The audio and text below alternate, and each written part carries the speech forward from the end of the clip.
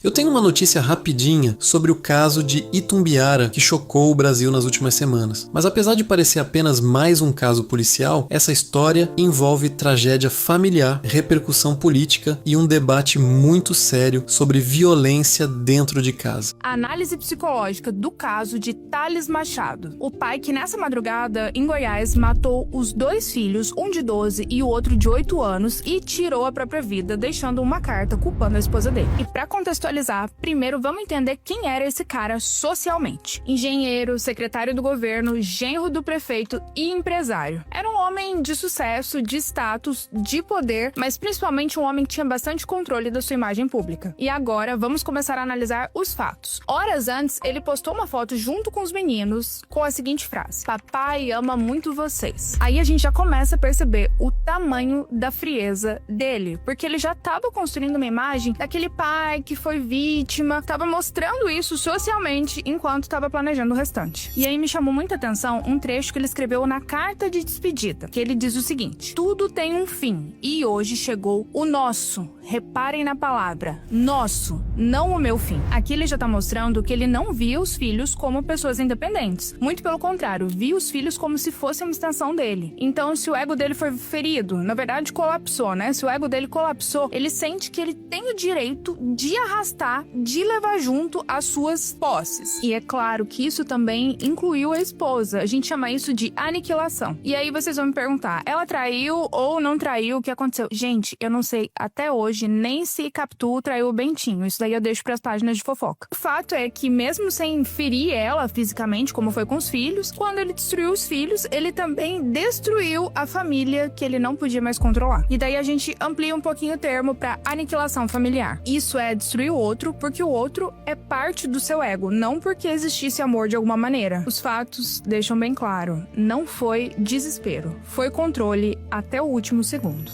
No dia 11 de fevereiro de 2026, na cidade de Itumbiara, no sul de Goiás, um crime abalou completamente a população local e rapidamente ganhou repercussão nacional. O então secretário de governo da prefeitura, Thales Naves Alves Machado, de 40 anos, atirou contra os 2 próprios filhos dentro da residência onde morava. Depois de balear as crianças, ele tirou a própria vida utilizando a mesma arma. O filho mais velho, de 12 anos, morreu pouco depois de ser socorrido.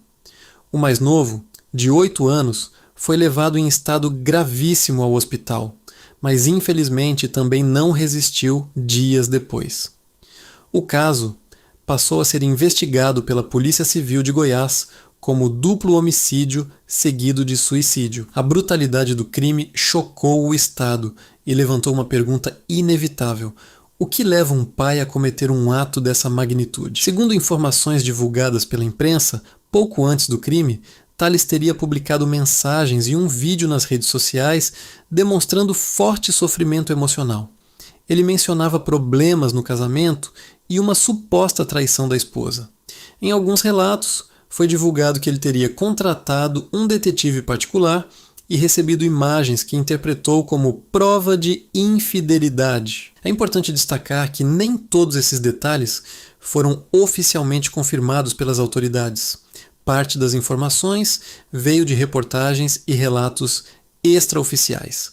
A investigação segue analisando os fatos, perícias e circunstâncias que antecederam o crime. Mesmo que a suspeita de traição tenha sido mencionada por ele como motivação, é fundamental deixar algo claro: nada justifica o assassinato de crianças. A responsabilidade pelo ato é exclusiva de quem o cometeu. Especialistas passaram a relacionar o caso com um fenômeno chamado violência vicária. Esse termo se refere a situações em que um agressor machuca ou mata alguém próximo, muitas vezes os próprios filhos, com o objetivo de atingir emocionalmente outra pessoa, geralmente o parceiro ou ex-parceiro. Ou casos assim não surgem do nada. Normalmente envolvem um conjunto de fatores: crise emocional intensa, dificuldade de lidar com frustração, possessividade, sentimento de perda de controle, possível depressão ou transtornos não tratados. Mas, novamente, entender o contexto não significa justificar o crime. Outro fator que ampliou a repercussão foi a posição política envolvida. Thales era genro da prefeita da cidade. o que fez com que a tragédia tivesse também impacto institucional. A cidade ficou abalada, escolas suspenderam atividades, autoridades emitiram notas de pesar, a comoção tomou conta das redes sociais. A mãe das crianças não estava na residência no momento do crime.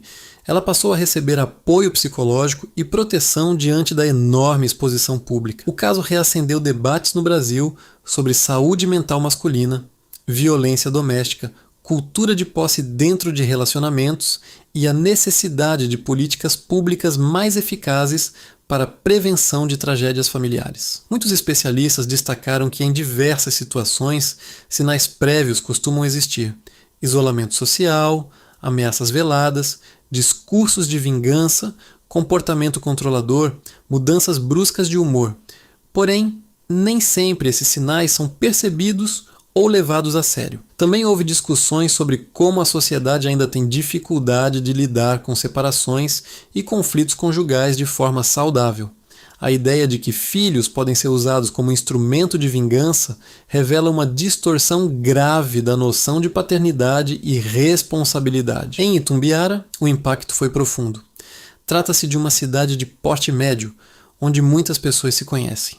Quando um crime envolve figuras públicas e crianças, o sentimento coletivo de choque é ainda maior. O inquérito policial busca esclarecer detalhes técnicos, dinâmica dos disparos, estado emocional do autor, registros anteriores de conflito, possíveis mensagens enviadas antes do crime e o contexto exato da crise conjugal. Enquanto isso, organizações de direitos humanos reforçam a importância de ampliar o debate sobre violência vicária e prevenção.